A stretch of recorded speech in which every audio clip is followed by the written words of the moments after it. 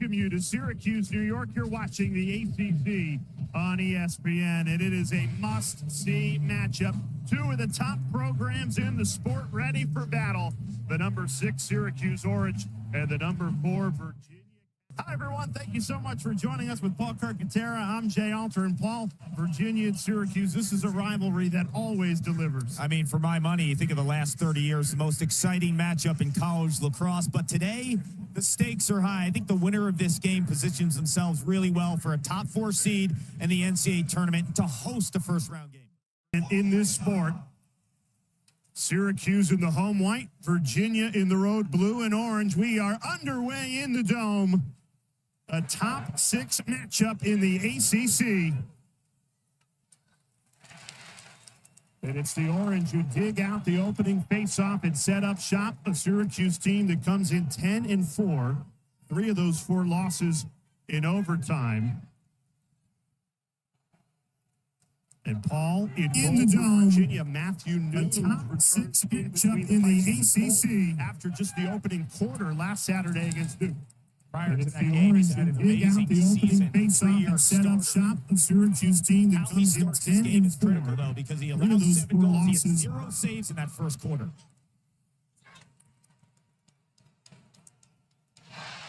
Dispossessed. Virginia could start the clear with Nunes. Nunes 3-0 against the Orange in his career for Virginia. And Lars Tiffany made it clear. He's our starter. That's the guy we're going to ride. Cavaliers push it in transition and open the scoring. Peyton Cormier, defense to offense. You can't do it any better than that. What they were missing last week when Nunes was pulled was his ability to start the clear. He's a great passer. And Ben Ware, 44 in blue, triggers the transition with the long pole. And then when you give it to Peyton Cormier on the backside, it's automatic.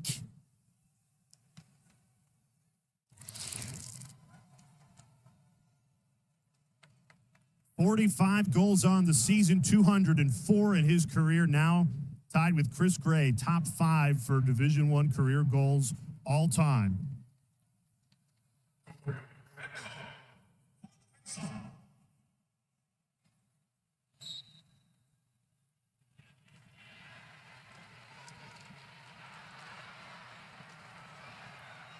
Virginia digs out the face-off. Syracuse still scrambling for the ball. The energy on these ground balls to start the game, something you'd expect in a Virginia-Syracuse game. Virginia's the best team nationally in ground balls per game. Syracuse has an advantage on the face-off X. But if it becomes a 50-50 scrum, the wings are so strong from Virginia. That's what they want. The initial winning face-off clamp, Syracuse has the advantage, but when you kick it out to the wings, these guys are ball hawks, and they will possess. Shots on the run, feeds it. That whizzes wide. McCabe Milton, freshman, having a terrific first campaign for Virginia. And here's Connor Schellenberger. Curls around to Milton. Settle down with Schutz down the right alley.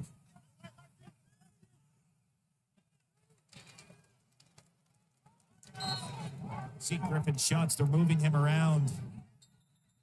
Known to attack from up top, 26 in blue.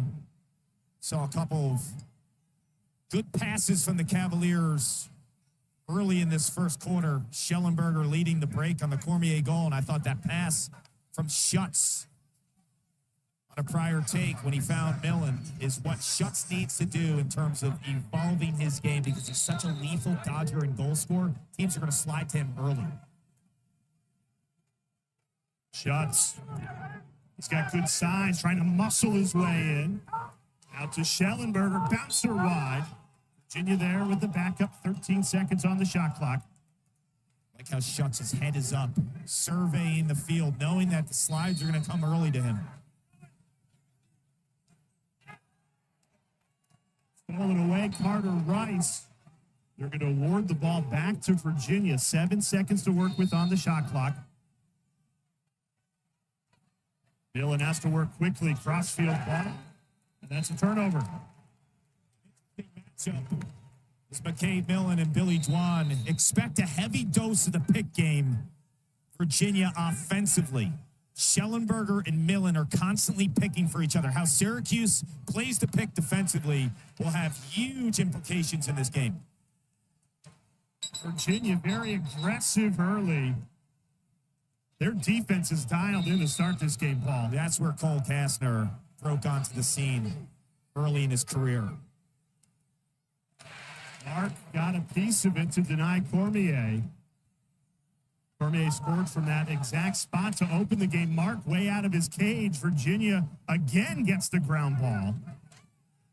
They've been all over the 50-50s to start. Tom Alexo trying to come up with this one for Syracuse, and he's a threat to score.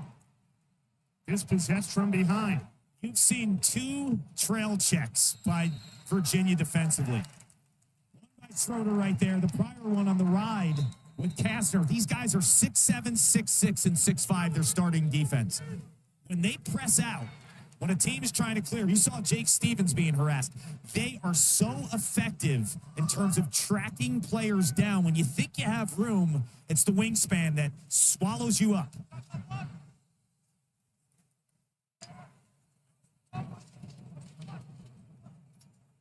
Nugroa out of the box. Goes behind the cage at X to Joey Spallina. One of the best feeders in the country. Good to Mule.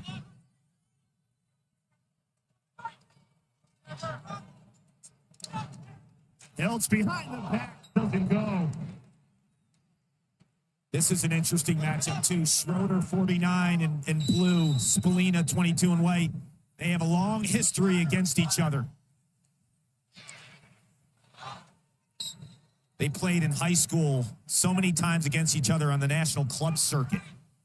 Spallina with Team 91, Schroeder with DC Express. They would just lock horns every summer. Top defenseman against top attacker in the class. 22 on 49 today. Around. Can't finish it. And Nunes quick off his line to win it. What you're seeing is Virginia is double polling the midfield. They're putting a short stick on Mule. 2 in white. So he's going to have the green light to go against a shorty. Virginia is saying defensively, we fear the midfield from Syracuse more in terms of breaking down our defense. So we're double polling. We're putting our 4 long sticks on the perimeter, and we're going to short stick a guy like Cam Mule, who now has to capitalize and test that matchup. It feels like Virginia has started this game opening 5 minutes with a point to prove defensively after they got lit up by Duke for 18 goals last week. They have been very strong to start this game. Connor Schellenberger, #1 in blue. The corner. Schellenberger. I mentioned moments ago, the finest game defensively for Syracuse is how they play the pick game. Schellenberger gets a pick on him 9 times out of 10 when he's dodging. And he's so smooth and smart to know that he's shot ready. Once he comes out of that pick, he knows the switch or the defense trying to get through the pick is going to be late. It's time to spray if you're 1 in blue. Few have done it better in a Virginia uniform than Connor Schellenberger. Might be the greatest 2 of all time. I've said it many times. He is. He is. He is. He'll be the first 4-time first-team All-American in school history. He's the leading point scorer, and he did it in less games than everyone else in the top 5. He's a national championship weekend MVP. How do you argue it?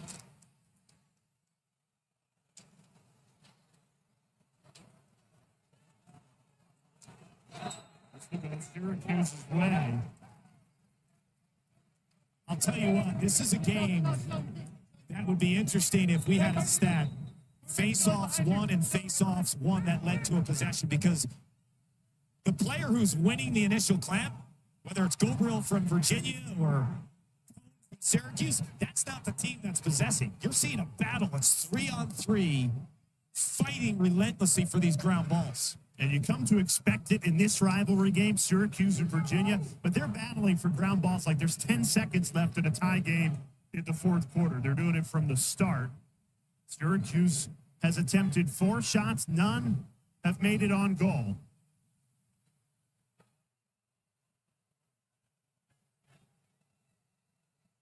Michael Leo going to work.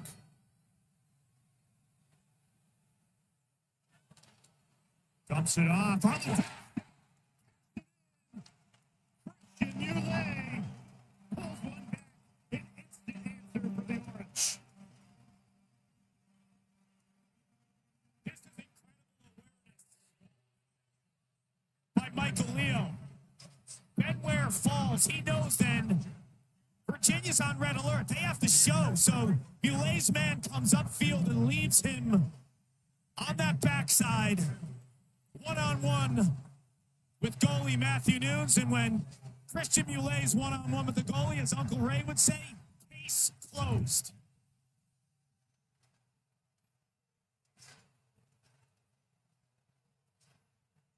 After Virginia went up 2-0, Christian Mulet pulls one back in just 66 seconds for Syracuse. Awesome atmosphere here in the Dome, and a goal starts bringing that crowd to life in this opening quarter. This is a big day in the Dome. Spring football. Later on tonight, the people in Central New York, this is, and spending time here as a student athlete, you went to school here, Syracuse Athletics, this is their pro team. The community rallies behind the sports here.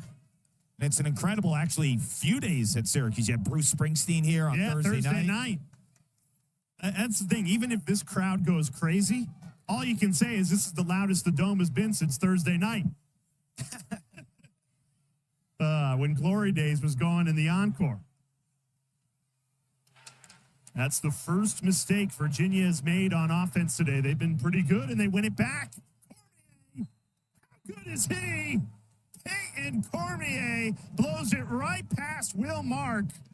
And Cormier and Schellenberger, the first 3 goals in this game for Virginia. He's born to score on the left side. No one has hit the back of the net more in Virginia history than 24 in blue. Peyton Cormier.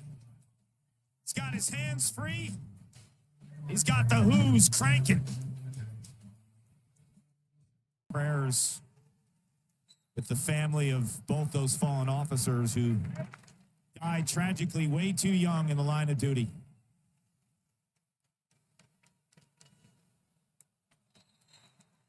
Midway through this first quarter, Paul Carcaterra, Jay Alter with you. And again, a face-off win that really shouldn't go down as one because the other team's going to have the ball. If you can't possess it after the win, what good is the win, right?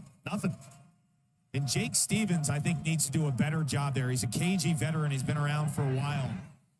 Understanding the pressure. Bouncer off the knee of Will Mark. Gets it out quickly. Both of these teams want to run in transition. That's what Syracuse and Virginia's.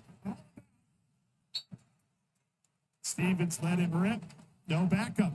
If you see the Syracuse attack on that play, I think they thought Stevens would give the rock up. There was no backup. Got to be closest to the ball when it goes out of bounds on a shot to retain possession. They're hedging that Stevens is going to be a passer there. Syracuse just shooting 1 of 6 in this opening quarter. What I'm seeing, oh, that's a good check by Alexo.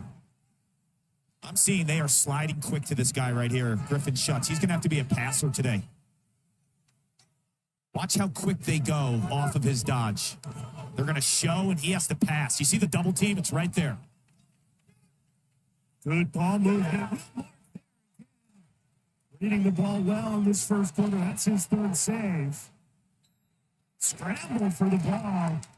And it's going Syracuse's way. And Griffin Schutz can make his presence felt. Even if he's not on the score sheet as an assist, you saw it's going to be pass to a shot like that Virginia is going to have as an opportunity because of the slide to Griffin Schutz.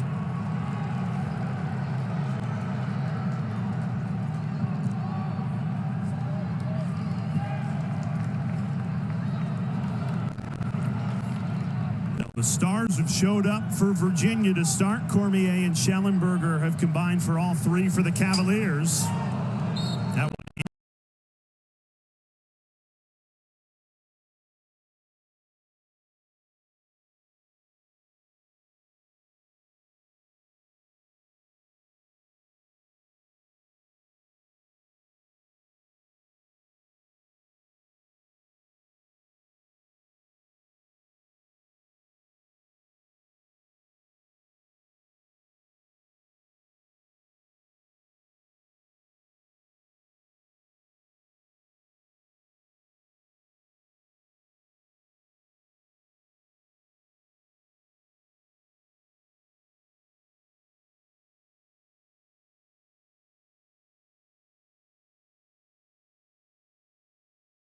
needle, and Virginia saw it coming.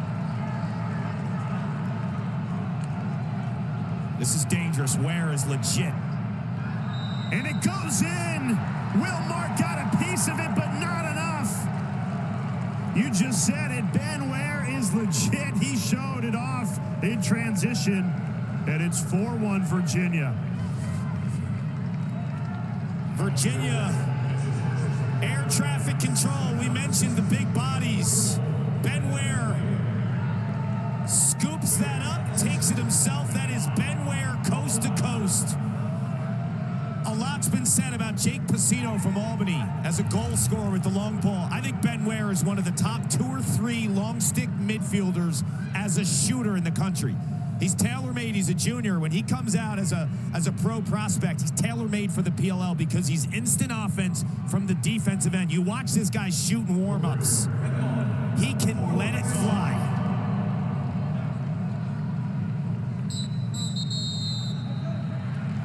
And the problem for Syracuse is if you move off Ware, who's he giving it to? He's giving it to Cormier, Schellenberger, who finds Cormier in the backside.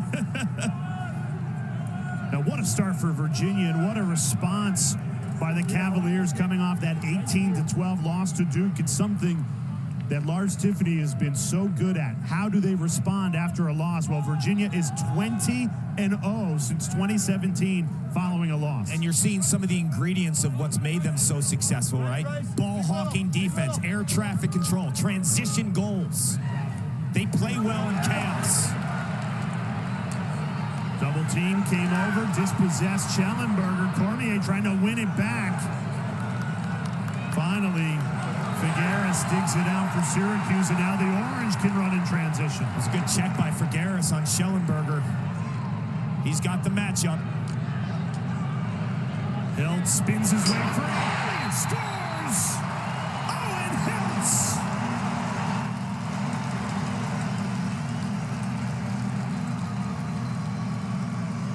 The spin and shot. Ouch. Carter Rice gets the ball. Riley Figueres with the check. The whirling dervish of Owen Hiltz. The wrists, the awareness to play off the body. The bench feels it. And Owen Hiltz pulls that like a rabbit out of a hat. You saw a combination, Jay, of understanding pressure from the defense, when to roll, and then the wrists to shoot that right out of that roll.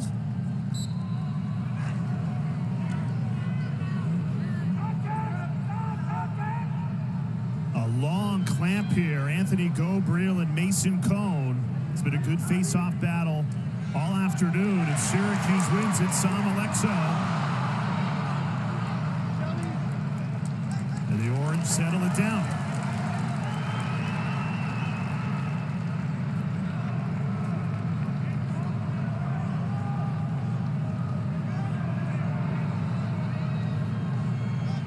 Now this game, as it often does, has a good pace to it. Haven't had many settled possessions. Here's one for Syracuse. Can they capitalize? Trying to quick stick finish to no avail. English couldn't get it right. That was the look. Finn Thompson found English on the backside. That's so hard to time. I know a lot of guys make it look easy. Syracuse steals it away once more. This game is, you're starting to feel it's going to be played in a chaos zone. A lot of ground balls, a lot of transition. That's what this rivalry's been about, right? This is a series that's so close. They've played 41 times. Virginia's won 21. Cuse has won 20. It's always a high-scoring affair. It's two programs that love to get up and down. Who does the chaos favor? I think the chaos favors Virginia. I think Syracuse is more methodical in the 6-on-6 sets. Virginia loves to get it out quick with Nunes in their transition game with Ware.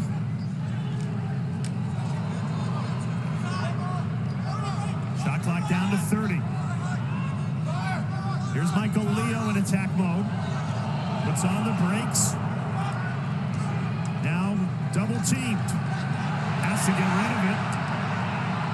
Sends it up top to Heltz. He stings it off the pipe. You see the wrists of Owen Heltz? Like, you think, is he going to shoot? He makes that decision in a fraction of a second because of how powerful his top hand is.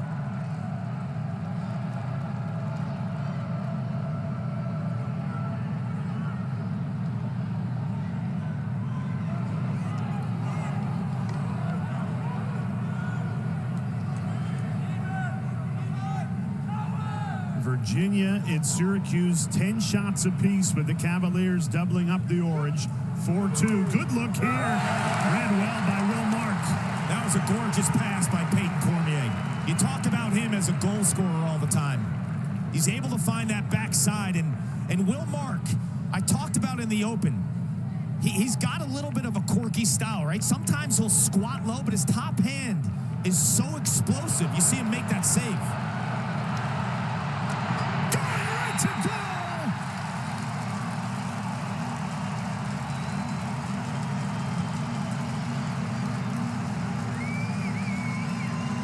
What a shot by Wyatt Hoddle. This guy is shot out of a cannon. If you talk to people around the program, one of the fastest players on the team. He uses his jets here. Started the season as an offensive midi because of injuries. Had to play short stick D midi. But you get the transition when you put an offensive-minded guy as a short stick D midi. He sees the green light, he's got the speed, and he gets his first ever goal in this game with this crowd. That's a big spot for that young buck. Wearing the number 19 that at halftime will go into the rafters. A number very important to Syracuse lacrosse. And Hoddle, the freshman, what a time to score his first goal. Cone won the faceoff. He's not shy to go right to goal.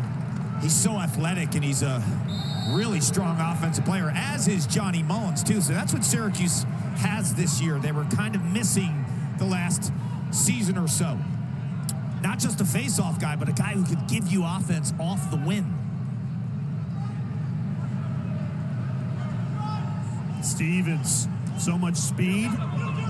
Sends it back. Tied at 4. Back-to-back goals for Syracuse. Luke Roa buries it.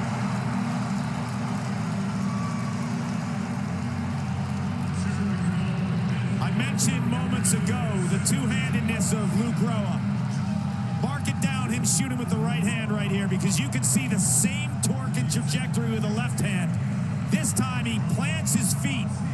He's got the torque, and he is not trigger shy. Luke Roa plants that one. I had a chance to meet Luke Roa's parents last week down in North Carolina when they played the Tar Heels. His dad said when Luke was young, I asked him, why is he so two-handed? He said when he was young, he played baseball. He batted both lefty, righty. He wanted him to be an ambidextrous type of athlete. Well, guess what, Pops? You did well. Paying off on a big stage. The sophomore ties it at 4. 2 goals in 31 seconds for the Orange.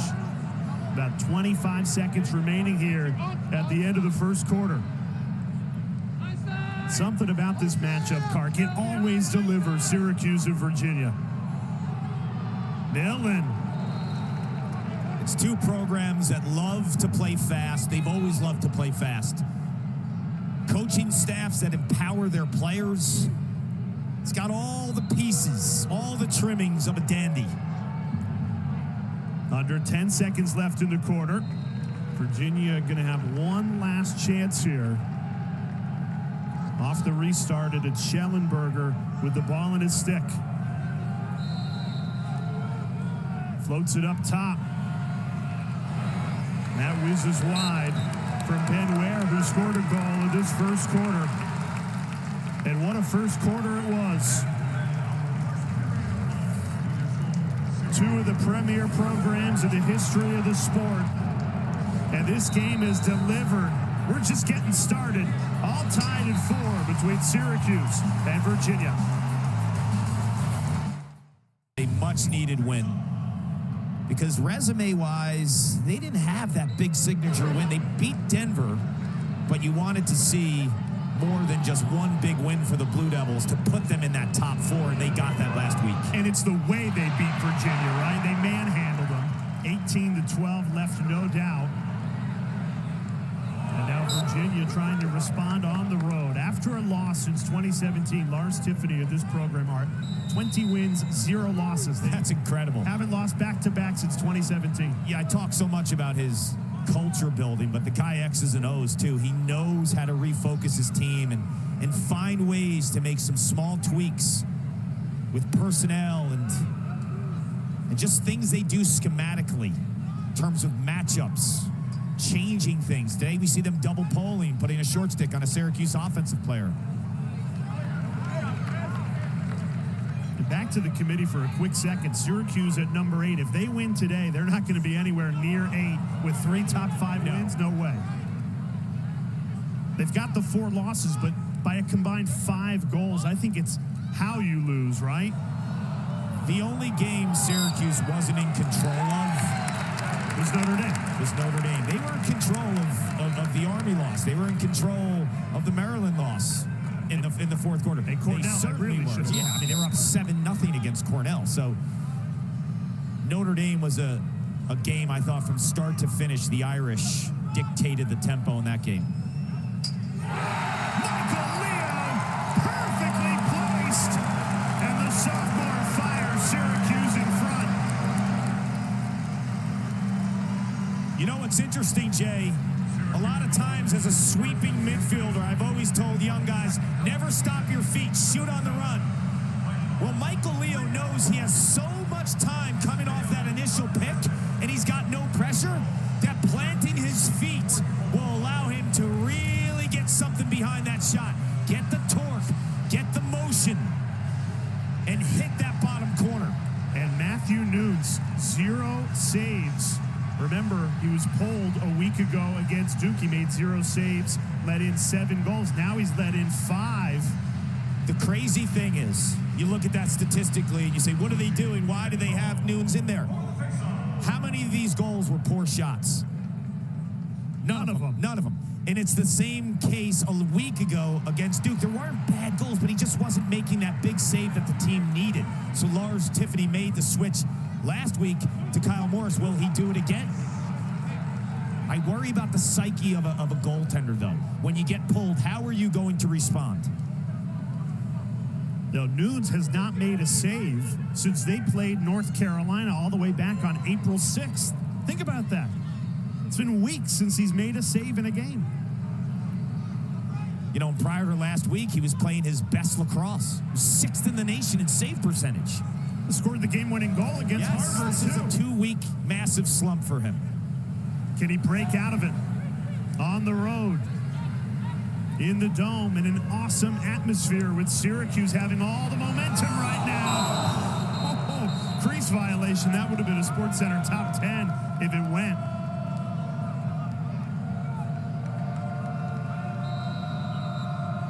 Here's the thing about Syracuse. They've got a lot of young players making plays, too. That's Roa again. A lot of sophomores that have really stepped up from their freshman years. That's the foundation of this team, the sophomore class. Spallina, who runs the offense, Figueres and Dwan are your cover guys down low defensively, and then the middle of the field with Luke Roa and Michael Leo and Finn Thompson. all sophomores. The future is bright for Gary Gay in this program, but they want the present to be bright as well. It's a great double team by the defense.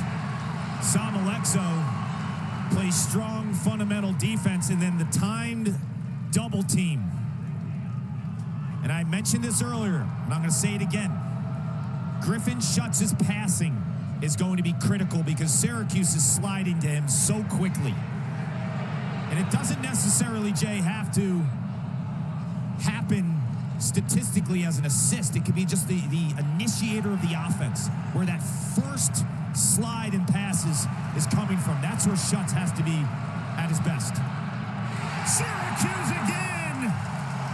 Make it 5 in a row for the Orange. Muley, his second of the afternoon. And it is all Syracuse right now. You got to play in the gray. You got to play in the chaos. Maybe the smartest player on the Syracuse team is Owen Hiltz. His head is always up. I just look at the IQ of Hiltz and Spallina as passers, finding Christian Muley in that spot. A lot like Cormier. When you play chaotic lacrosse and you live in the gray in a game in a series like this, you're going to get attackmen porched out on the backside, ready to shoot and score. Because there's so many scrums in the middle of the field, Jay. Much needed face-off win for Virginia. Cormier can't cash in. Will Mark got in front of it. And now Syracuse pushes the other way. This chaotic pace continues. Virginia has not scored since the 5:09 mark in the first quarter. Since then, Syracuse has scored 5 in a row to grab control of this top 6 matchup. That was a big stop by Will Mark. We've seen Peyton Cormier now on his goals, and then on that shot, he's shooting low. And I think Mark understands that. Hiltz on the run, buries another. Flamethrower out of the stick of Owen Hiltz. And it's 6 straight goals for the Orange. The placement of this shot starts because of a Will Mark goal. The way that he's goaltending today and the way he's occupying the goal is allowing his offense to go after a goalie on the other end who is not making stops. Syracuse isn't helping the cause with Matthew Nunes with the placement on these rips. Look at Owen Hiltz here. Owen Hiltz is not a dodger typically in a 6-on-6 set, but when you give him the ball in transition, he can make you pay. Lars Tiffany, timeout. Syracuse has scored 6 in a row. We'll be right back in the Dome. Looked one way when they left, it looked another. And they're the first real celebrities, I think, in the sport, like to the point where they were 4 or 5 years removed from playing at Syracuse when I was a freshman. And if I saw them, like I was almost like starstruck. And you know me, I'm not lost for words with anyone. But to be around the gates and their presence. But then when you get to know them, how humble they are.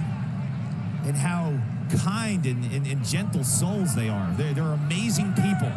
Forward-thinking players, forward-thinking members of the sport of lacrosse, always pushing the game in a positive direction. And you wore the number 19. Was that because of Paul Gate? Yes, I loved the number 1 when I was in high school and youth lacrosse, and when I had a chance to come to Syracuse, they weren't giving me 22.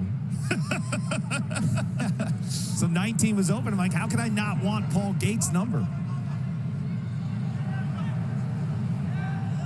One of the best to ever do it. You said he's the second best midfielder to ever play the sport. The toughest thing for Paul was he played with the best lacrosse player ever, the best midfielder ever. It happened to be his twin. Virginia needed that. Griffin Schucks delivers. That ends the 6-0 Syracuse run. And the Cavaliers coming out of the Lars Tiffany timeout go to their junior midfielder, Griffin Schucks. Yeah, he's the guy. He can beat you and run through you with brute force at 6'3", 225. No arm pads, just an old school grinder. I mean, just runs through this check too. And Sam Alexo's a lefty, so he has to play cross form. He's against the grain, and for him to hold a guy like Schutz, who's 6'3", 220, I mean, that is an impossible task.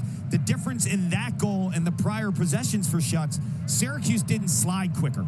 They slid so quick in that first quarter to support the matchups. This time they didn't. He's going to be a goal scorer. You have to make him make a decision. Didn't that time, and Schutz makes the Orange pay. The big development here, though, is does Lars Tiffany stick with Matthew Nunes? He's still sitting on 0 saves. He had 0 saves when he was pulled last week against Duke, 7 goals allowed. I'm not seeing Kyle Morris, the backup who relieved Nunes a week ago, taking any shots right now in terms of being warmed up on the sideline. So Lars Tiffany is sticking with Nunes. He's allowed 14 straight goals since his last save. Behind the back, trying to be kept alive by Stevens, and Virginia comes away with it. Wins it right back. What a check by Birtwistle. Jackson Birtwistle.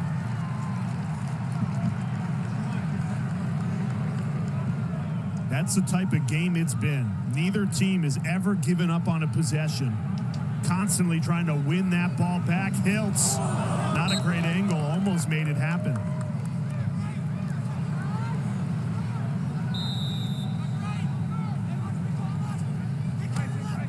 See the physicality and the hard checks by Schroeder.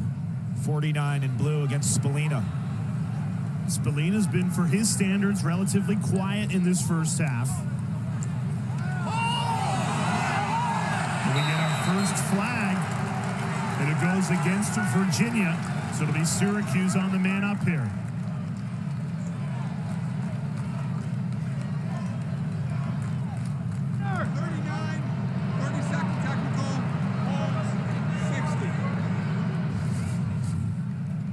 This is a good call. This is Cole Kastner I mean, he's hooking Stevens. That's a pretty easy call. Yep. Syracuse, 18th in the nation in extra man. 42%. Last year, they had the most goals in the country in extra man. With most of the unit back, and 42% is good. I think people were expecting them to even perform at a higher level this year with all the cast of characters back from a unit that was incredible a year ago. Hiltz lets it rip. And if you're Syracuse, Jay, do you keep peppering Nunes? Do you force him to make that first save? He's had 14 goals allowed since his last save. So do you keep pressing and getting to the mind of Nunes? I would. Syracuse, 22 man-up goals behind the back to the doorstep. Michael Leo, the finish. Picture perfect passing, and Michael Leo, an easy finish. And Nunes is now allowed 8 goals without a save. We saw a ton of this a year ago, right? The skip pass to a BTB to an easy finish. There's some deception. The through pass is backbreaking on an extra man. When you can make that pass, the backside is going to have the best scoring opportunity possible. You got your 2 teammates, coach? Here's the deal. Kyle Morris relieved Nunes a week ago, but you lost some of your transition. And Morris played okay. He didn't play great, so I think in the back of Lars Tiffany's mind is, if I put Morris in, do I lose my goalie? Like the psychological approach. For the season. Possibly. You got Notre Dame next week. It won't get Kyle easier. Morris had 3 quarters. In his defense, he didn't get the real start in the real warm-up. But he didn't stand on his head last week. You know, if he had Kyle Morris in relief a week ago and he played amazing, I think he'd be in this game already. And 23 man-up goals now for Syracuse, leads all Division I. Another long scrum for the face-off. Foul called against the Orange, so it goes Virginia's way.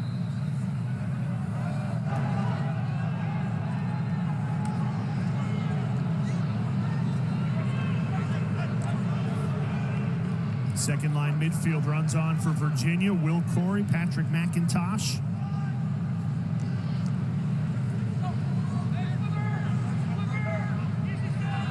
think you got to get back to your bread and butter. Bring a pick for Schellenberger, and he's got options coming out of the pick if they slide as a passer or a dodger. It was Schellenberger and Cormier who had the first 3 goals for Virginia. They've been quiet since. Cavaliers led by 3. Cormier couldn't get the hands free. That was excellent short stick defense by Sam English on McCabe Millen.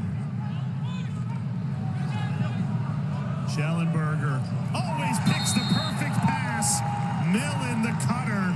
And Virginia pulls back a big goal there to cut it to 2. This is exactly what the pick game does for you. Because Schellenberger comes out of the pick. Look at all the white shirts. The eyes are on him to support him and slide. But he knows he can be hesitant and be a passer because all the eyes are on Schellenberger because he dodged through the pick and Syracuse needed to support it. Who was sliding? There was a little disarray there, and that's where he feasts. So even when he's not scoring off the pick, he's becoming a passer because everyone on that defense, Jay, is so concerned with supporting the matchup and sliding. Cone wins it cleanly, and a save made by Matthew Nunes, his first in 2 weeks.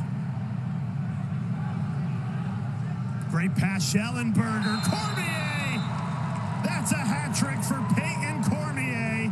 And Schellenberger back-to-back beautiful assists. When we were talking about the ability of Matthew Nunes and what he brings to the offense, this is an easy save right to his stick. But what he does is he triggers transition. He's such a good passing goalie that it allows the Cavaliers to play in space, to play with tempo, to play fast and furious. And that's what you have with Matthew Nunes. And when he makes that stop, your offense just clicks at a different level. When he's not making the stops, you don't see the transition. What about the placement, too, by Cormier? We've seen a lot of low shots by Cormier, but that time on a right-handed goalie to hit the near pipe. And that's not good. Schellenberger's on the bench right now. You see them, looks like they're working on his upper body somewhere. So Schellenberger with 2 assists in 19 seconds. The catalyst for Virginia, and the Cavaliers back within 1. John Mullen, the freshman, into the game. Wins his first face-off. And we'll try and keep you posted on Schellenberger because Virginia's going to need him if they're going to win this game. He's the ultimate quarterback. Passes with precision, never forces things. Hiltz and Nunes, another save. So after Matthew Nunes allows 15 goals without a save, 7 last week to Duke and 8 against Syracuse today, he gets back-to-back saves, so that confidence starting to come back. And that first stop that he made on Spallina was a fairly easy one, but it was monumental because it gave him his confidence again. 2 saves in 24 seconds. He went 2 weeks without one. And it can happen that quickly for a goalie, right, Paul? Absolutely. And Connor Schellenberger, number 1 in blue, runs back on. That's good news for Virginia. Has the ball here. So you won't see a pick here because he has a short stick. This will be a quick slide by Syracuse. Schellenberger tried to do it himself that time. Denied by Mark. Dwan in the corner. And now Mark will start the clear for the Orange.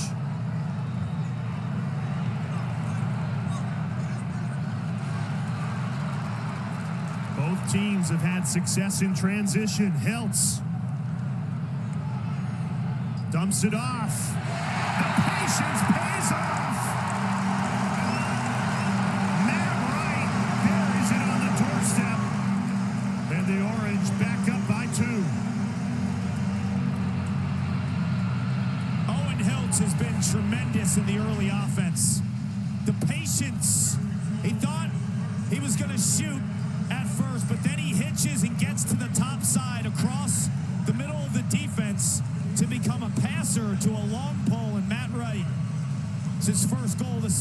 Canadian product who played a bunch of box lacrosse in the summertime with a shorty. Comes in handy when he's shooting on a 6x6.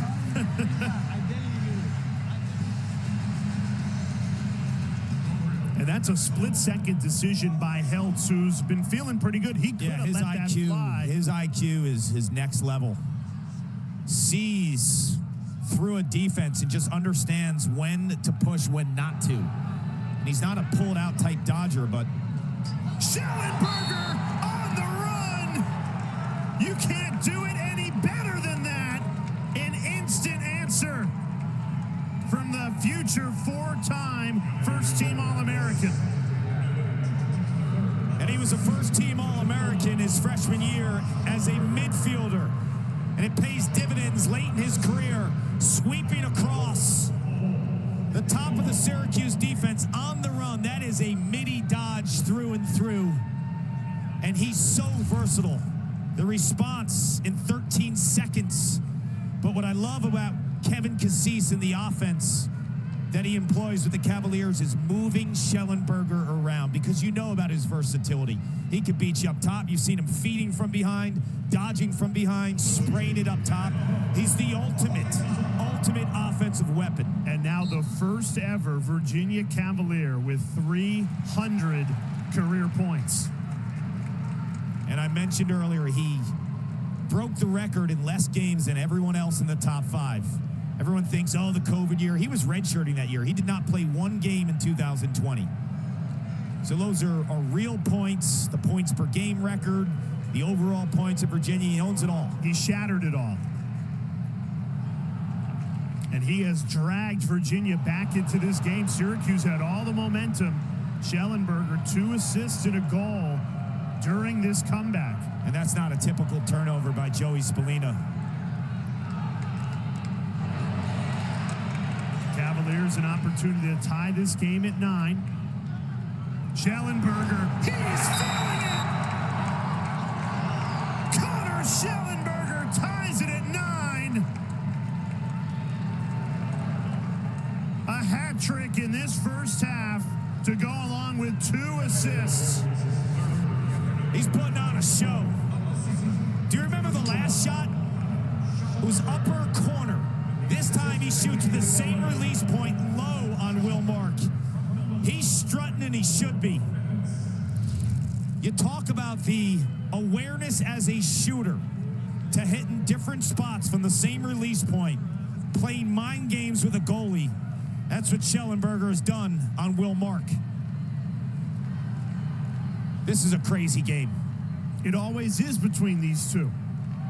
A rivalry that delivers. 18 goals with 4 minutes left. We're going to need oxygen. I asked Virginia head coach Lars Tiffany, is this the best rivalry in the sport? He goes, it's certainly the most exciting. It is. A lot of people think Maryland Hopkins because of how long it existed. You know, Syracuse, Virginia didn't start playing again in the regular season until 1995, so there's a big hiatus. But since then, you can't tell me there's a more exciting rivalry in the game. And we've seen 22-21 games between these two. Now we are getting another instant classic today. Heltz. The patience again. Noon's got it with his foot. 3 saves in this second quarter. That's what he does off a save, though. Got it out This quickly. is dangerous. Where a threat passes off. Cormier. Usually money from there. And what I think Lars Tiffany understood was you have to be patient with Matthew Nunes, because when he makes a save, what are you seeing after the save? It's a quick pass. He understands if he wants tempo, if he wants his team to play from end to end and force Syracuse in a track meet, Matthew Nunes is a goalie that can trigger all of that. Virginia scored 4 of the last 5 goals. Connor Schellenberger's been a part of all of them. 2 goals, 2 assists. Mark off his line, in trouble. Got it away. A big hit from Schellenberger. Wins the ball back for Virginia. He's doing it all. That is not a good decision by Syracuse. You never throw the ball to the middle of the field when you're playing defense under pressure, let alone throw it behind the back. Mark got a piece of it to keep the game tied. If you're in that spot that Nick Kakema was in, you cheap it to the other side. If you feel the pressure, you cheap it. Because now Virginia possesses the ball in a critical spot before halftime from a momentum standpoint. No, you got to play flawless through the pick game for starters because he's so smart. He rejects picks. He uses picks. He feeds off picks. He dodges off picks. So it all comes down to how is Syracuse going to play the pick game against Schellenberger in the second half. And that will dictate it. Here comes one right now. See, right there, he doesn't even run through the pick. He rejects it. He keeps everyone at bay, guessing.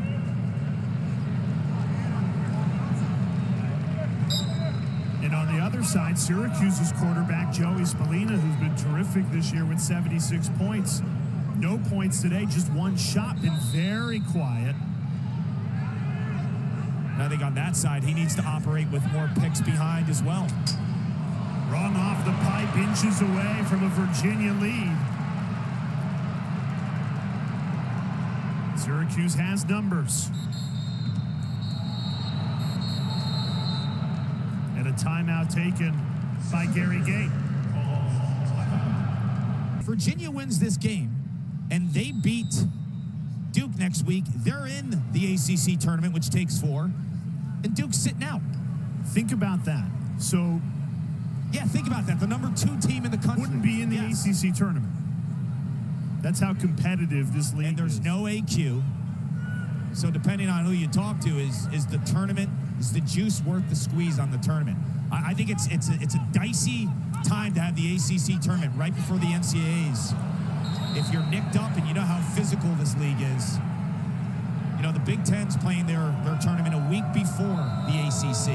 Gives your guys a little rest. I mean, Lars Tiffany in his 2 national championship runs in 2019, 2021, they had 2 weeks off. They were off. They were off. Yep. They were rested before the NCAA tournament. That's not going to be the case this year. Now, for Syracuse, they'll get next week off before the ACC tournament. This is their final game of the regular season. Virginia's got to go play Notre Dame. Yeah, they're pretty good. I mean, this is a gauntlet for Virginia to finish the season. At Duke, at Syracuse, and then home to Notre Dame. Battle tested.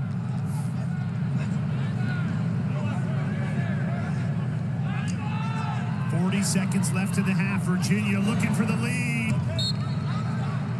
There's a good look from the redshirt freshman Ryan Colsey, son of Syracuse legend Roy Colsey. He owned a steakhouse. Yeah, Scotch and Sirloin. Yes, locally. Amazing. So he owns a steakhouse, but his son Lars is a well-known vegetarian. Well, the restaurant, the first ever salad bar in the continental U.S. Wow. There's a tidbit for you. I can't tell you how big of a fan of a salad bar I am. Like, I can actually pick what I want in my salad. Under 20 seconds left of the first half. Lars Tiffany's Virginia team looking for the lead. 7 seconds left. Schellenberger tried to feed Colsey, couldn't connect cleanly, and Syracuse gets a defensive stand to finish the first half tied at 9. The players are going to make the plays in this game, and that's the beautiful thing. They're going to have to use their instincts, their awareness, and their ability to press in transition. I think the transition play of both teams and the pick game. We haven't seen Syracuse give the ball to Joey Spallina behind the cage. Hardly at all, right? He's your offensive conductor, one of the best passers in America. I think he needs to get more involved. 0 points in that first half for Spallina. Only took 2 shots. Give and go. Colsey. That whizzes wide from Cormier, who had a first half hat trick.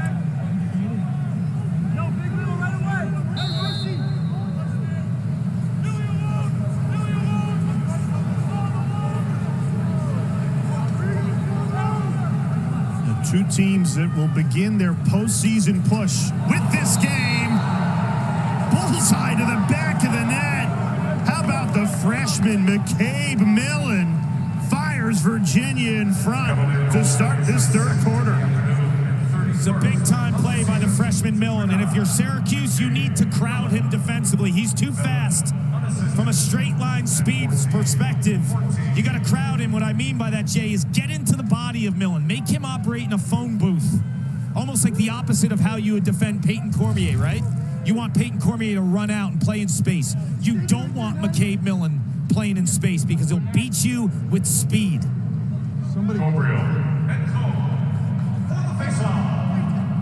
So it's interesting. They're running Millen right now as a midfielder. Jack Boyden, the Tufts transfer, who is a wizard with his stick, is now playing attack on the bottom right-hand side.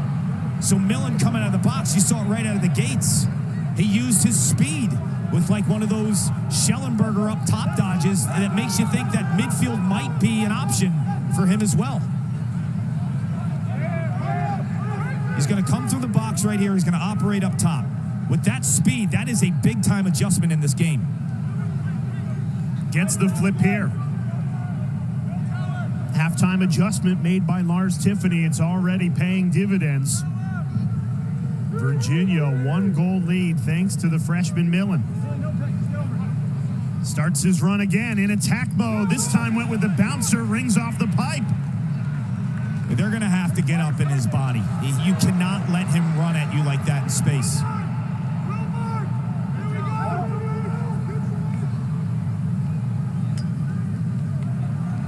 Here's Spallina. Sends it up top. Remember, Matthew Nunes led in 8 straight for Syracuse without a save. He's made 3, and Syracuse has only scored 1. So he's starting to get comfortable in cage again.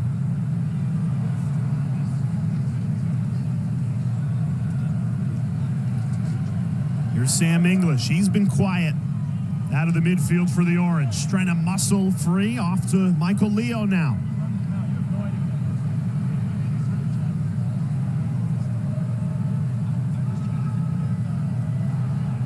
Bouncer saved by Nunes. You saw the top hand speed, right? He made that save off his hip.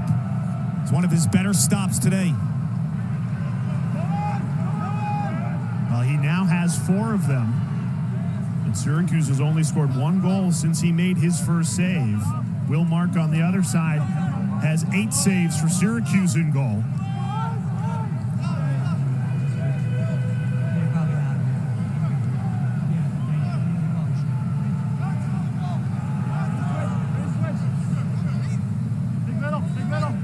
Schellenberger on the run. Takes the perfect pass again. Everything but the finish. Mark swatted it off the line. And here comes the Orange. You remember I said the wizardry of Jack Boyden? Like, how did he even get that shot off? That was like a hesitation twister. Catch, pause, twister. The fact that he got that on cage just shows you the hands of 28 in blue.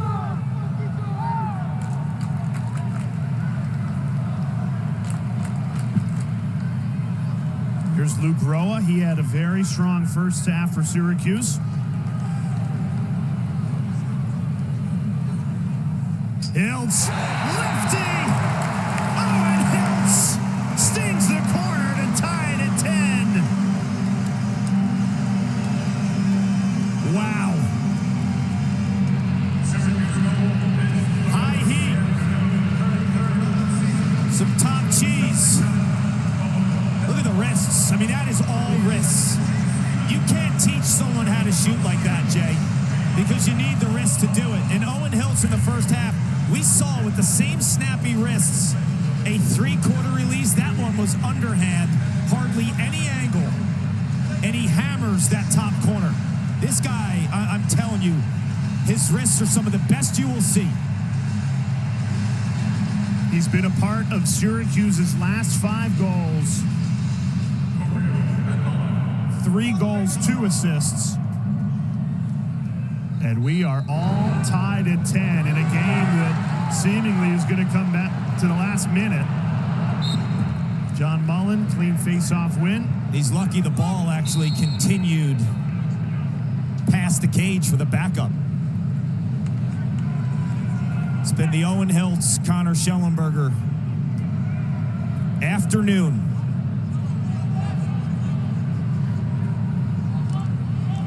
Leo shakes free. Battle for the ball. Going to stay Syracuse's way. That was a ridiculous hustle, though, by Chase Yeager, 23 in blue. Sold out. Look at the body, too. Look how physical Schroeder is. I mean, that is physical defense. Just rips it away from Spallina. But he's got the size advantage. He has dominated that one-on-one matchup today. Well, I told you, there was history there. They played against each other a lot on the club circuit in high school.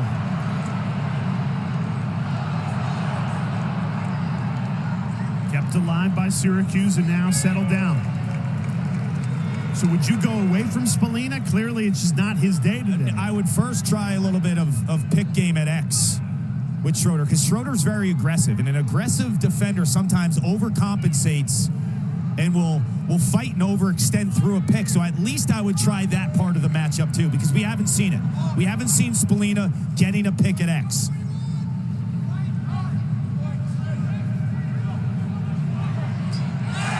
Syracuse back in front. These two teams trading punches in a heavyweight fight. Finn Thompson puts the Orange up 11-10. We talk a lot about picks and how it offers an opportunity for the ball carrier. This one offers an opportunity for the actual pick man. It's Finn Thompson. He picks and he slips. He is so good at that. If you watch him on tape, right, he almost looks like he's going to pick, and then at the last second, he exits the pick and he rolls out. So everyone's fighting to stay with Sam English. Well, guess what? There's a Houdini in there called Finn Thompson who's playing a little trickeration there and slips. He looks tired, Sam English. They use him and Jake Stevens a lot on wings, and they get caught on defense. And there is a lot of lacrosse left in this game. Can't be tired now. 9:33 to go in the third quarter. A rivalry that seemingly always delivers an explosive, exciting matchup is writing another one. Back-to-back goals. Jake Stevens buries it.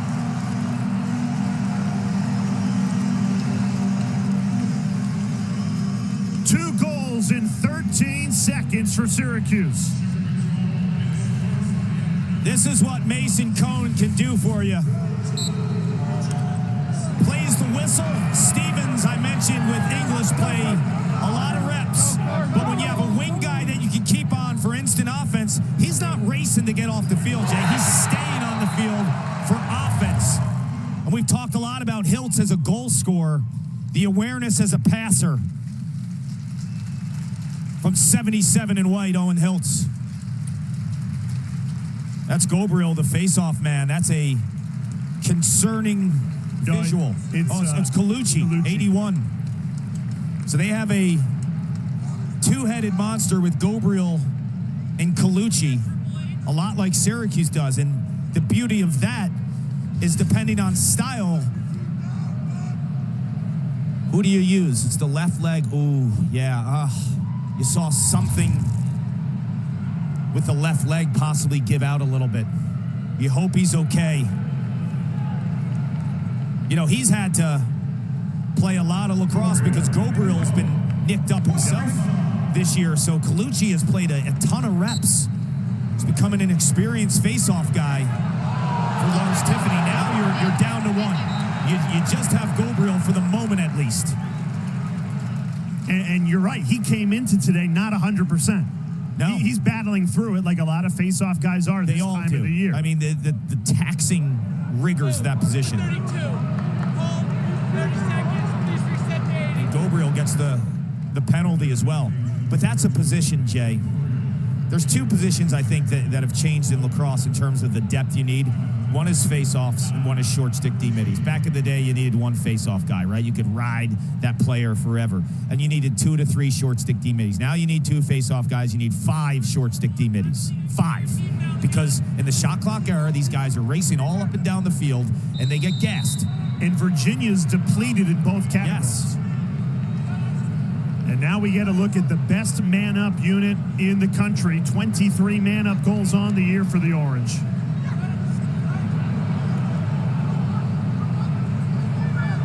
They are 1 for 1 today. Not a great angle there, but in perfect position. A scoop and score for Finn Thompson. Right place, right time, and he finds the back of the net. What do Canadians do in box lacrosse? They crash the boards. It's rebounds left and right. They just know how to play a rebound a lot better than an American-born player because of the second chances. Wow, that went off of Stevens' body. I thought originally Nunes made the stop. Ouch. Oh. Did you give Stevens the assist? He's got something to show for it. Wow. Yeah, bruise. Syracuse, 3 straight goals in this third quarter. 2 of them belong to Finn Thompson.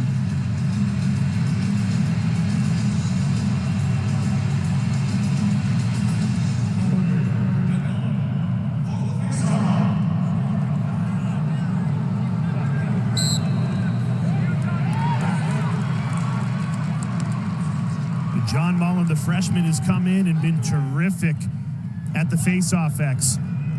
Well, that's what the two-headed monster gives you, right? You have Mason Cone, you have Johnny Mullins. Now you're playing against just one face-off guy for the time being. With Thomas Colucci out, it's all Gabriel. And now you can mix and match depending on giving him different looks and prohibiting him from getting into a flow against one player. Syracuse up 16-10 at the face-off X today. Nunes, nice save. And now Virginia can run in transition. They've been great turning defense into offense today. Stolen from behind, Jake Stevens all over that one. And now it's the Orange who will run. Matt Wright, already a goal today, passes off, give and go, and Wright wasn't ready for it. Back and forth we go. This guy can go to the rack, and they'll keep him on, too. Picture perfect. McCabe Millen strikes, and Virginia turns chaos into a goal. They like to play fast. They're risk takers. The ball movement is epic. Cormier, Schellenberger, freshman Millen, top shelf. Don't go anywhere. High-powered offense against high-powered offense. You know, the way Lars Tiffany and Gary Gay coach, they empower their team with so much freedom on the offensive end, and we have seen that. Both teams taking full advantage. This has been so much fun to watch. Syracuse, they've won 5 straight faceoffs here, leading by 2. And part of the telling story behind the 5 straight at the faceoff X is Virginia's down to 1 player now. Thomas Colucci's been out. We haven't seen him since he was injured. Anthony Gabriel is the lone member of that faceoff unit who's taken a draw today, and Syracuse has 2. Nunes coming alive after he didn't make a save.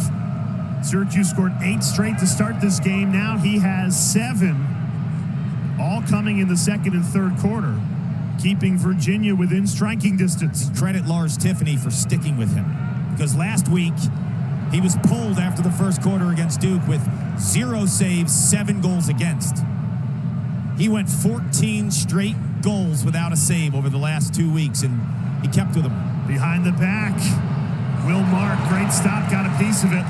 There's the BTV by Jack Boyden.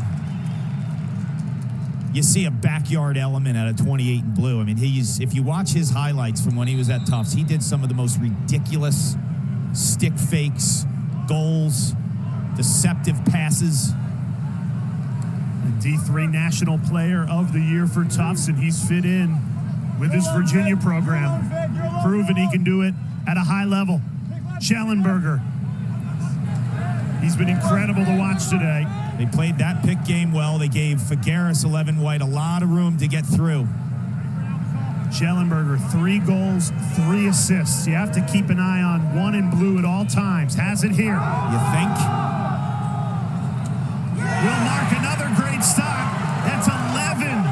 Syracuse's goalie today. Battle for the ball. Everybody's all out. That is a hustle by Matt Wright, 51 and White.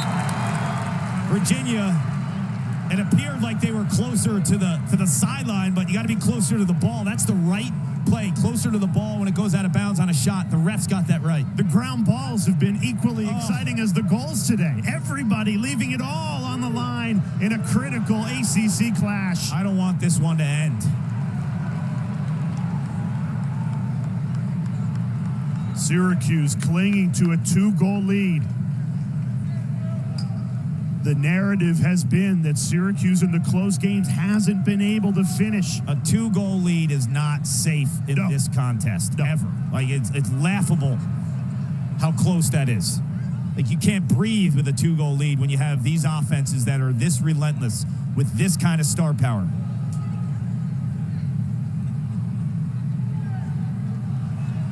Nunes got in front of it again. 8 saves for Nunes. He's off his line. Battling for the ball, pushing and shoving, and a flag flies. I think when Spallina went for that ground ball, he was hacked, bodied, something happened in that mess. Watch 22 and White on the replay. He had nowhere to breathe.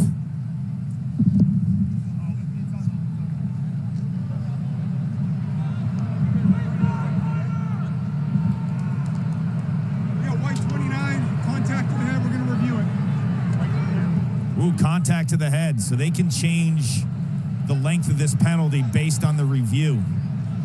And this is a new rule this year that the officials can go over to the monitor and take a look. Get it right. So Spallina gets the ball here. And who are they going to call it on it? There's 3 jerseys there. Oh, the late one. It was the late hit. The last hit, I think, was the one with Griffin Kaloji. Watch 29. Watch 29 in blue. Follow 29 in blue. I think him coming in late here. That one, where the shoulders lowered. And then he comes in again. Watch here. Watch this. I think it was on this one, too. We'll see. Okay. All right, let us talk about it for a second.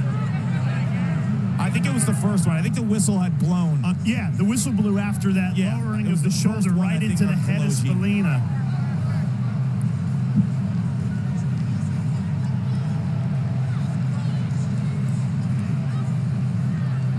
Let's get the call.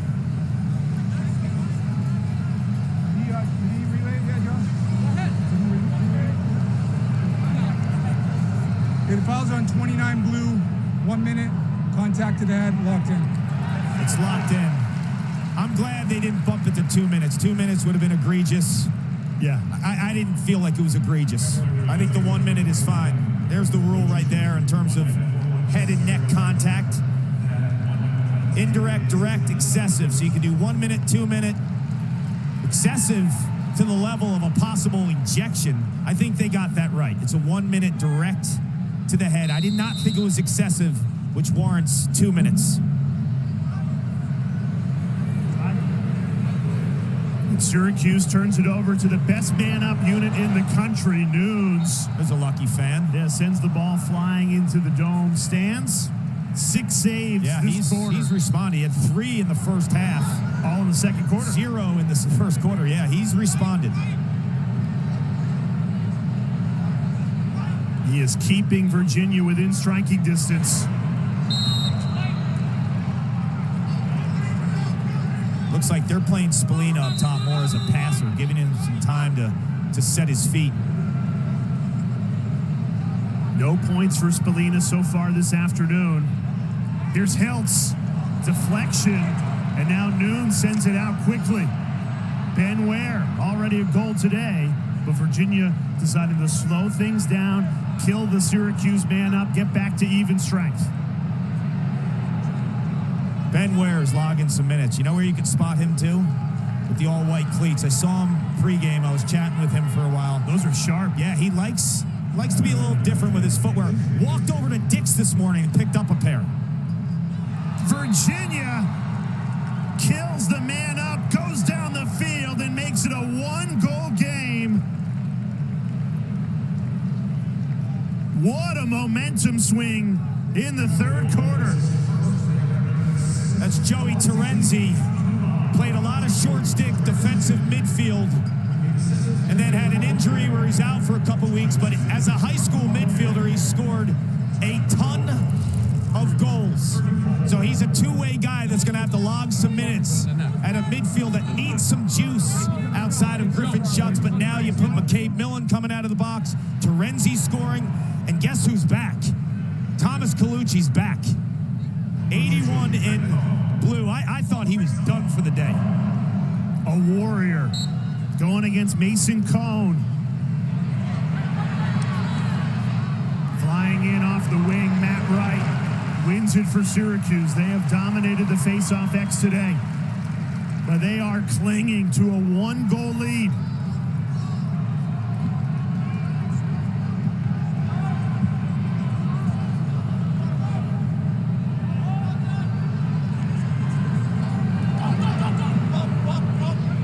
Leo sends it back. Finn Thompson got a good look but couldn't finish it. This is the Matthew Nunes we're accustomed to seeing. A player with confidence, stepping to the ball, quick top hand speed. He goes from the worst form of his career to playing at his best in the same game. Spallina's upset with himself that he didn't handle that on a Finn Thompson pass right in front of the cage. Spallina has really soft hands. Normally he gobbles passes up like that. He has been off his game today, probably for the first time ever in a Syracuse uniform. He's been terrific all through his freshman year. Now in his sophomore year, he's never had a game with 0 points, and he's stuck with a goose egg. 2 minutes to go in the third quarter.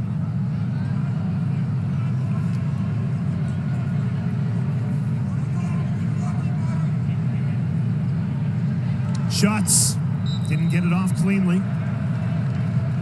2 minutes remaining in this third quarter in a game that you do not want to miss the finish of. This is going to be a war in the fourth quarter.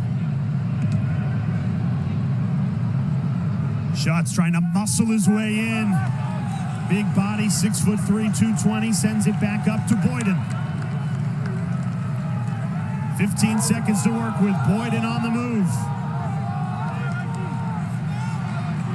Passes off Cormier. Mark in front of it.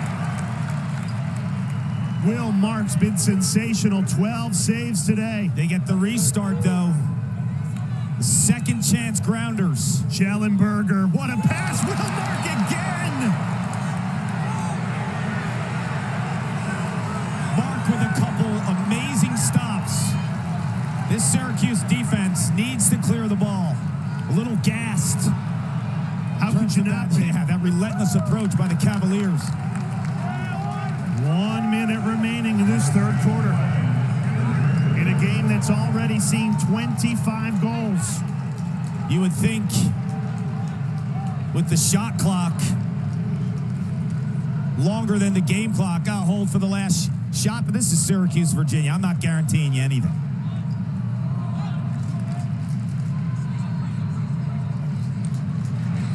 Ulay, 2 goals to his name today. Shakes free. Nunes again. He is reading it really well. He has. He has responded. Wow. When he was down and out, buckled his chin strap, didn't second guess himself. Credit Lars Tiffany. I've said it once, I'll say it twice. Stuck with his goaltender who's had moments where you think he's an absolute star this season. Had allowed 15 straight goals without a save. 7 last week to Duke, 8 today to Syracuse. Now he's made 11 saves to finish this third quarter. What a game we have. Syracuse and Virginia, a rivalry that always delivers. And we've got a fun fourth quarter coming, including an interview with Paul Gate, the legendary Syracuse lacrosse player, 3-time national champion, 3-time All-American. He'll be joined by Paul Carcaterra when we come back. No other schools knew about us. Even though we had won every championship in Canada from the age of 12 to 18, nobody knew about us because we were from the West Coast, and West Coast teams weren't known to be good teams. Yep. So that was it. He called us and said, without seeing us, said, would you guys like to come to Syracuse to play lacrosse? And we were like, what? Okay. You know, because we had aspirations of playing at Syracuse or at a school like Syracuse or playing rugby or basketball in Canada. And when he called from the U.S., everybody wants to be American. Well, guess what? As a result, when no one was recruiting Canadians, now every college coach in the country is. And Virginia just got a goal from a Canadian named Peyton Cormier. And the style, the Canadian flair, and the way that you handle your sticks, where was that in terms of the foundation? Where did you and Gary find that way of playing? Because it was different. We cannot take the credit. I have to be honest. We learned to play by emulating the players that were out senior men when we were kids. Like you said, when you were in middle school, you watched us. When we were in middle school, we watched guys like Ron McNeil and Jack Bionda, and those guys were truly innovators in the Canadian game. And they're the ones that threw the behind the backs and stuff. Gary and I just evolved it and adapted it to the field lacrosse game. Yeah, you took it to a completely different level, and the game has changed. The rules have changed because of your forward thinking as a player. And when you watch the current Syracuse team with your best friend and your brother and your twin running the show, what comes to mind? Well, I just hope that they get what he's trying to teach them. You know, Gary and I spent a lot of time outside of practice. You know, we took what the coaches let us have, freedom, and we ran with it. And we would not go home after practice like a lot of guys. We'd go in Manly Fieldhouse, beautiful goal. We'd go to Manly Fieldhouse and work on stuff that we learned as kids and tried to adapt it to the field game. Yep. Outside of practice, outside of the team. I can remember that if the team were to happen to go down M Street, they'd all get buses home. Yep. And Gary and I would run home. That's amazing. In the middle of winter. It was the work ethic. It helps to be conditioned when you play fast like that. And I know your brother loves when it goes from one end to another. You've been a trailblazer in this sport forever as a player, but also pushing the game forward as someone who is in the manufacturing sector of the game. Where do you want to have your presence felt with lacrosse moving forward? Moving forward, obviously, I want it to be felt on the manufacturing side. Gary and I have worked for competing companies for most of my career. I've been manufacturing lacrosse equipment since '94. And he worked for STX for 30 years. Yeah. And I always worked for someone else and competed against them. And let me tell you, it was great competition, and it resulted in great evolution, especially in the women's sport. But once we got together, we knew we could do the same thing we did at Syracuse. We knew that if we put our heads together, bounce the ideas off of each other, that we could be greater as two than individuals. And that's what I want to have happen with our company now. Him and I are on board, and we've evolved the game, and we're still trying to evolve the game through the equipment, and obviously him through the game itself. When you're alone, you could argue you're the best player ever. Together, it's not even a question. And I'll say it again, what you've done for the game of lacrosse and the way that you changed and inspired so many people in the late 80s. I don't know if you realize what you did for people like me, for my friends and everyone who was playing the game of lacrosse. You and Gary were Michael Jordan ×2 for us, and I thank you for that. Well, thank you, and much appreciated. I mean, we worked for it, and we tried hard, and I'm glad it all worked out, and you guys feel that way. Thank you, Paul. Jay, take it away. All right, thanks, Cart. Thank you, Paul, and thank you, Paul. A really special moment there, and this is a day that belongs to Paul Gate, that number 19, will hang in the dome forever where it belongs. And, you know, for those that don't know, and if you're dialed into the lacrosse community, you obviously do. In the last couple of years, a lot of focus has been placed on the fact that Paul was paralyzed after a 20-foot fall in the Gate Lacrosse warehouse on November 3rd, 2022.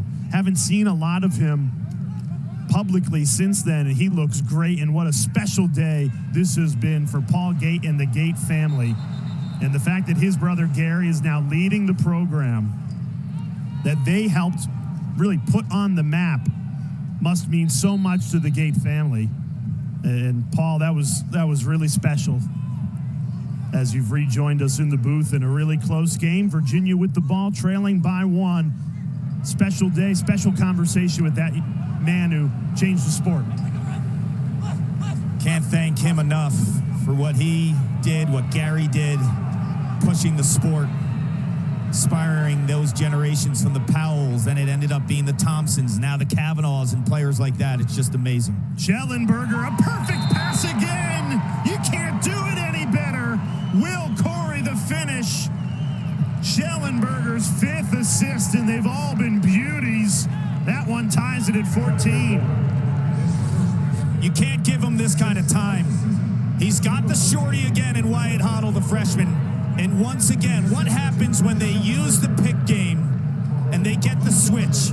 Syracuse and Bill Dwan has to go to support it, but you leave your man behind right in front of the cage on Will Mark. Connor Schellenberger. You see the skill set, but what's just as fascinating is when you watch him on tape, how many incredible, smart lacrosse decisions he makes.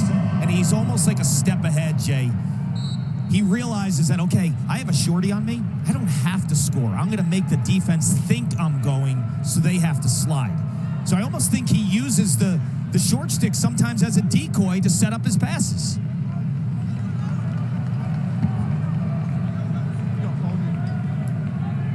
All tied at 14, 11 minutes remaining in regulation. What is going to separate these two teams down the stretch here?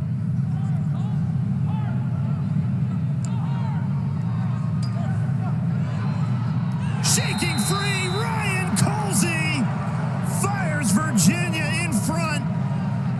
Son of Syracuse legend Roy Colsey, going against dad's alma mater, delivers a beautiful individual effort. Ryan is a high school attackman with a lot of box lacrosse background for an American. Sells the defense on the fake and then gets underneath. No slide. He cashes in. That's a monster goal by the redshirt freshman. And his dad, Roy, a high school teammate of mine, a college teammate of mine, was a 3-time first-team All-American, had the body like Griffin Schutz, and a shot like Owen Hiltz. I mean, you talk about the ultimate competitor, man. If you took the ball away from him in practice, he was hunting you down. He took everything personal, everything. Where do you put him in the pantheon of Syracuse? It's Gary and Paul are the best of all time at the midfield position, not even just in Syracuse respect, but globally. Roy Colsey is a top 5 midfielder ever at Syracuse, but there's a flag down. Well, Gabriel took a big hit. Schellenberger scored the goal and put it in the back of the net. The whistle and the timing of the whistle is interesting here. Because Gabriel took the hit, I think the officials threw the flag. Will the goal stand is the question. I think they blew a whistle prior to Schellenberger scoring. The timing of this game is moving so fast. Yep. If Schellenberger's goal stands, it's 2 goals in 6 seconds for Virginia, but did the whistle blow before Schellenberger released it? Look at it.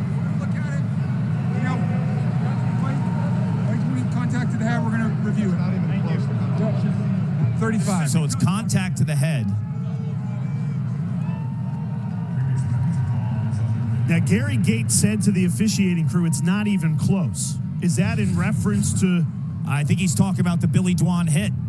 So Gabriel comes down, wins the faceoff. Watch 35, slides. That's to the head. Now, the way that the game is being played and how fast it's happening, is it, that's not to the head if Gabriel doesn't slip, though. Right. Like, he's falling down prior to the hit. If he's standing up here, there's no malicious intent here. This is not to the head. You see how low he is, and then Gabriel slips here. He slips actually before the contact. Like a fraction of a second before the contact.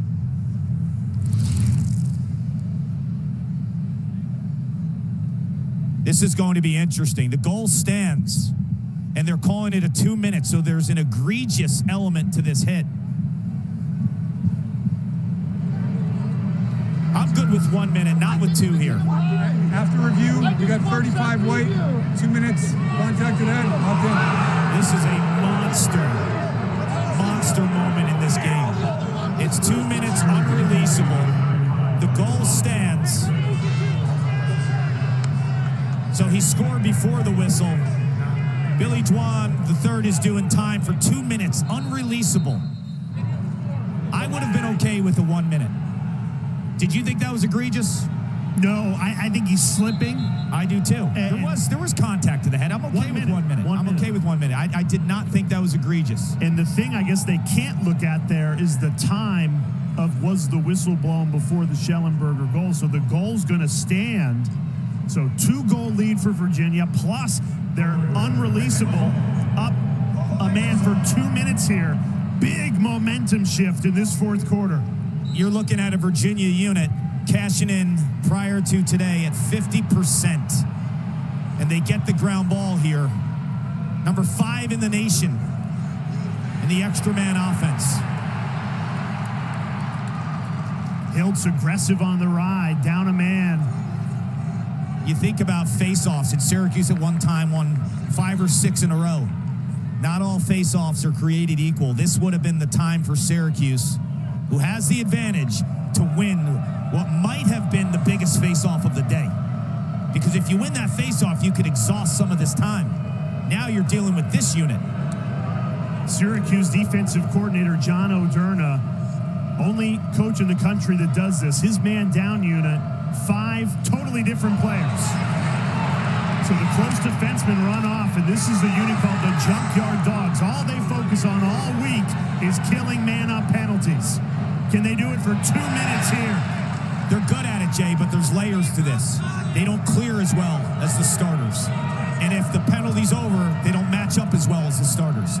But the concept, I love it. The buy-in of the week, making this their identity. I get it. Virginia cashes in. And it's Colsey again. 2 big goals in this fourth quarter for Ryan Colsey. The Junkyard Dogs left the lot open. And the finisher here is Colsey. Crisp passing. Jack Boyden behind the cage. The righty passer, the lefty finisher. Look at the placement on that shot on a righty goalie and Will Mark. Ryan Colsey knows. That is go time. I mentioned earlier the prior face-off maybe being the most important of the game. Well, guess what? This one's equally as important, because if Virginia wins, they still have plenty of time on the extra man with 41 seconds left. It's the freshman John Mullen for Syracuse. Oh, they got a hold. We got a hold. Face-off. Hold on Gabriel there. So the Orange will look to kill this man up another 33 seconds.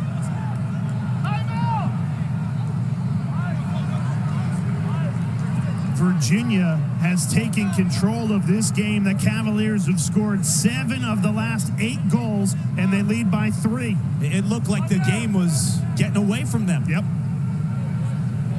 That's the beauty of this series. It's the beauty of a coach in Lars Tiffany that lets your players make plays. A mistake or 2 in the third quarter.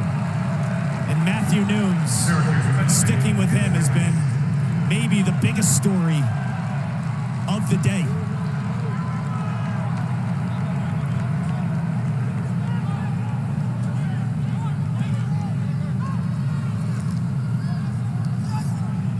Heltz tees up Thompson, got a good look, couldn't bury it.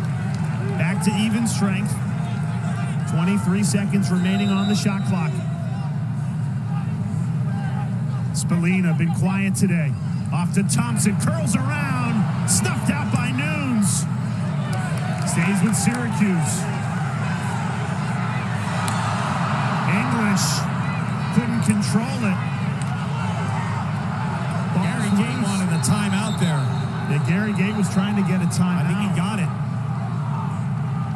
He got it. For a very long time, the shot clock did not reset. It finally does. Gary Gate gets his timeout. Syracuse trailing by 3. This is going to be a fun finish. The final 8 minutes of the fourth quarter. Schellenberger behind. Good things happen. Will Corey says thank you. Ryan Colsey gets underneath the defense. Schellenberger again. Ryan Colsey not once but twice in this quarter. And as crazy as it sounds, Syracuse has scored 1 goal in 16 minutes. In a game where, like, goals by the bunches, and you couldn't catch your breath. UVA now is 5 of their last 6 shooting.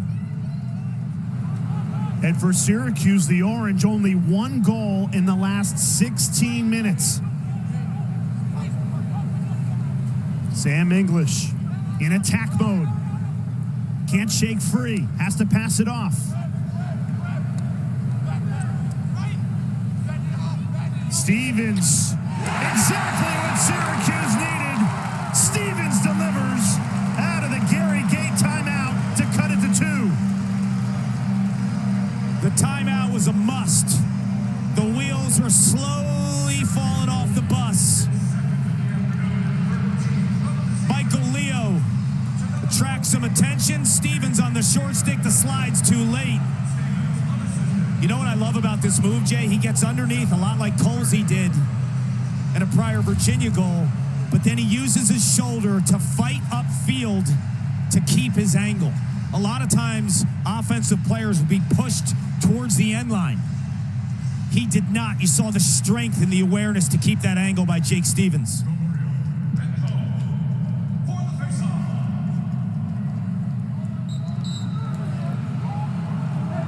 This will go Virginia's way. Face-off violation called against Mason Cone. Cavaliers a 2-goal lead. And this is a problem for Syracuse. The advantage overall in the game, the face-offs, but not the critical ones here in the second half. The best thing that could happen for your offense is to feed them again off a goal. And now Virginia takes the ball and gets some momentum. Lars Tiffany isn't exactly a coach who'll sit on the ball to protect a lead, though. They're usually aggressive to the final whistle. But it allows you to find your matchups, and you don't have to be overly creative here. Get Connor Schellenberger the ball. He's not going to make a careless mistake. No. And if you use a pick, you could get a shorty on Schellenberger, and then he's just dealing late in a shot clock scenario. A whistle blows, play dead. It's going to be Syracuse ball. I'll tell you what, there was some interference there. Jack Boyden has showed some passing, too. We know about him as a goal scorer and how smooth he is from a creative perspective. 28 in blue, who's played some attack today, he can feed the rock. Like, that was an elite pass to Ryan Colsey.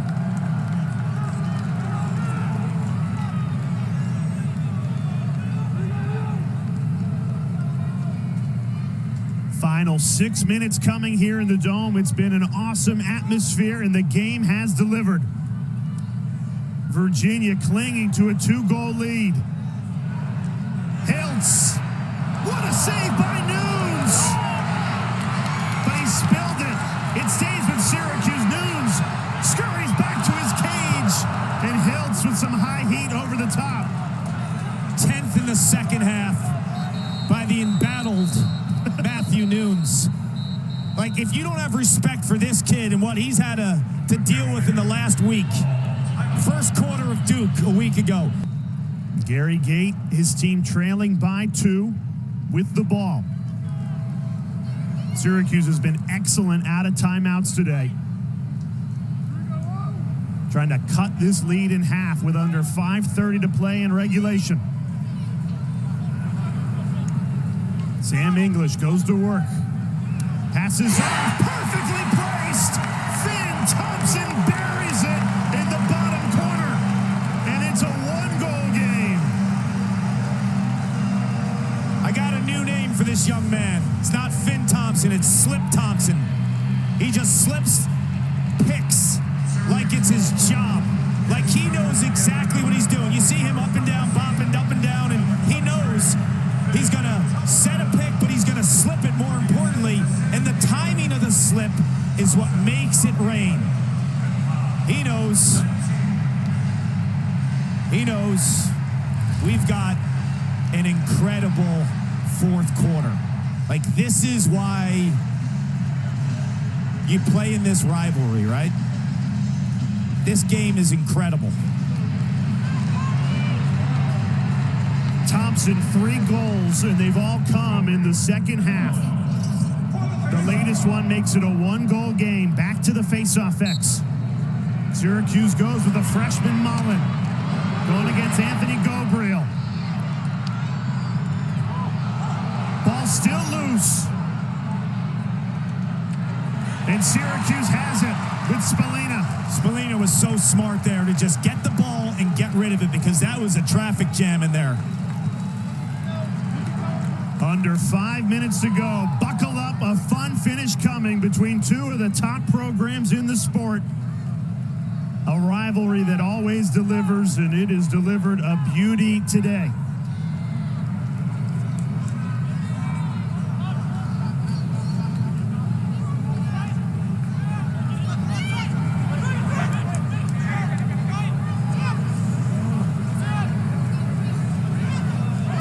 Thompson, he has the hot stick. He's so dangerous in the pick game. Just watch him. Like, the decoys and the deception. We talk about deception on shots a lot. His deception in the pick game's crazy. Spallina, no points to his name today. If someone told you Syracuse was going to score 16 goals and Spallina would have 0 points, what would your reaction be? Impossible. Well, it's possible. 76 points on the season, but 0 today for the sophomore that wears 22. He's never had a game in a Syracuse uniform where he's been held to 0 points.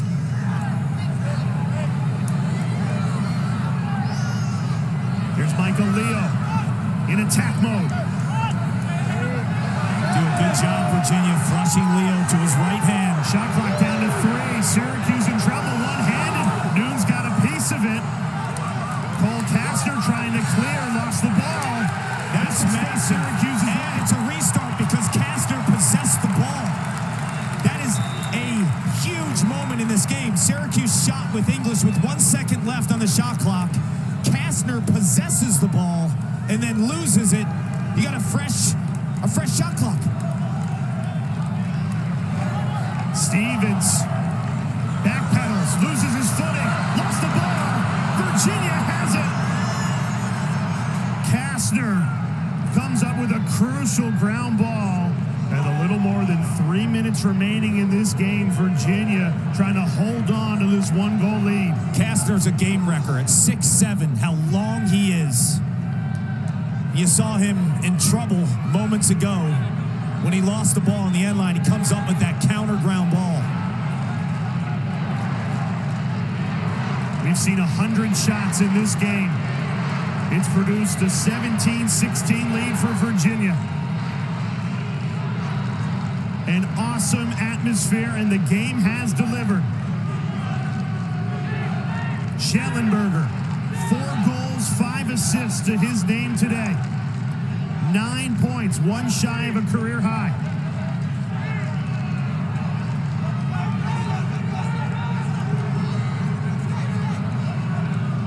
Schellenberger looks at the shot clock, sees he has 18 seconds left, goes to work, curls around, passes off. Virginia has the backup.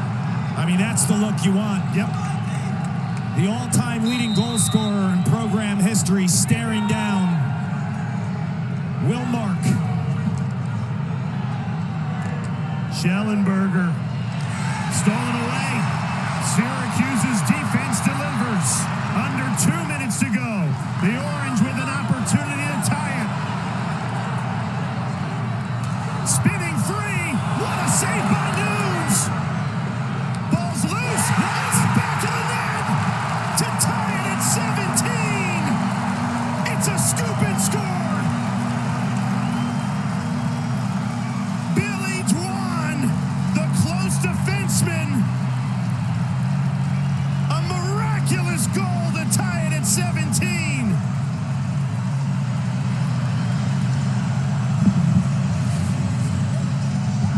This is amazing lacrosse end to end. The turnover late in the shot clock, Sam Alexo in transition. I don't know how Jake Stevens gets this off. The save by Matthew Nunes, amazing. The shot, ridiculous. Billy Dwan has scored 3 goals this year as the Syracuse bench explodes. That you sit, you watch, and your jaw drops. And between the legs against Cornell, a twister against North Carolina, and then a shovel BTB against your rival, the University of Virginia. On a day where Syracuse is honoring Paul Gate, the Orange down the stretch playing like Paul and Gary did. What do we got here? Yeah, the officials are going over to the monitor. I have no idea what the official review could possibly be about. When we take another look at this, Dwan clearly isn't in the crease. Are any of his teammates in the crease? Are any of his teammates in the crease? It's hard to see Alexo's foot there from that angle. He clearly isn't. Watch 48. I think he's the closest one to it. No, that's too close to tell. I think he stayed out. From that angle, it would be hard to overturn.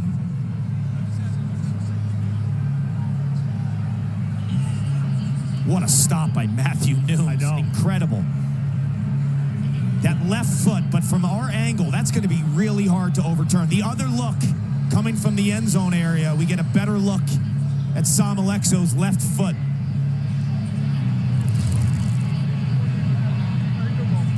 After review, we got a good goal.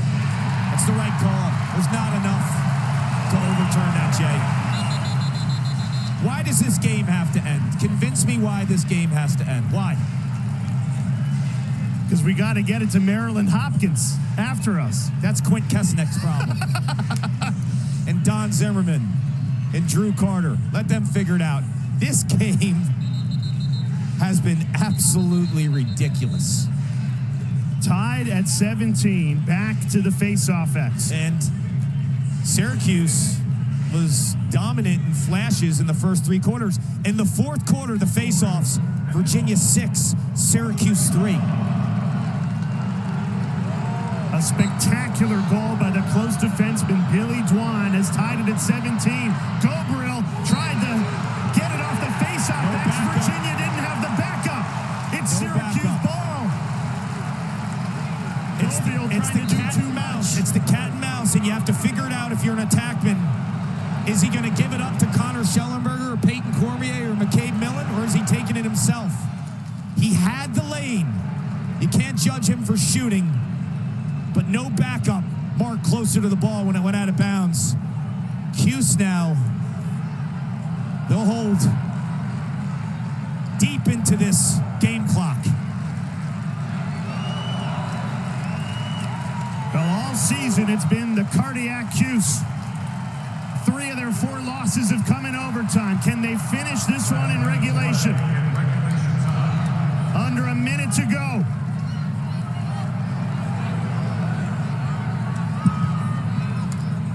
English gets free and scores! Sam English fires the Orange in front.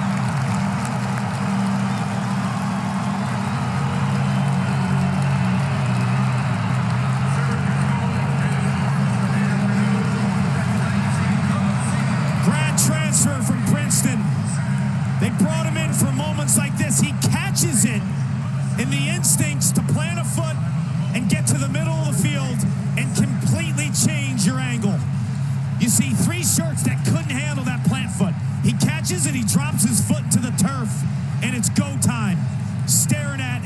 beautiful angle, and the bench knows it. When that goal went in, 4-0 run for the Orange over the last 6:42. Virginia has gone scoreless down the stretch. Can the Cavaliers find a goal here in the final 40 seconds? Lars Tiffany takes a timeout. Virginia has not lost back-to-back lacrosse games since 2017. 20-0 during that span. 37 seconds to avoid the back-to-back loss here. Schellenberger with 30 seconds left in regulation goes to work. Feeds Millen, dispossessed. Billy Dwan, who scored the goal to tie it at 17. Risky crossfield pass, and the goalie Nunes gives Virginia life. All Syracuse needed to do was hold the ball. Will mark the save. 3 seconds left.